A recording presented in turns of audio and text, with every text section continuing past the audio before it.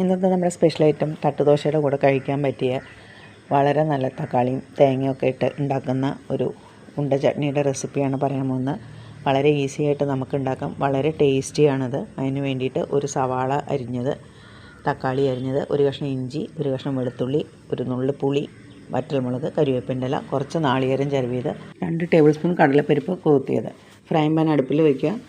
സവാള, തക്കാളി, എടുത്തു വെച്ചിരിക്കുന്ന ചെറിയൊരു കഷ്ണം പുളി, ഇഞ്ചിയും വെളുത്തുള്ളിയും വളരെ കുറച്ച് മതി. ഒരുപാട് ഇടരുത്, കുത്ത് സ്വാദ് വരും. അതുകൊണ്ട് വളരെ കുറച്ച് മതി. വറ്റൽമുളക് ആവശ്യത്തിന്, ഒരു പിടി കരിവേപ്പിൻ്റെ ഇല.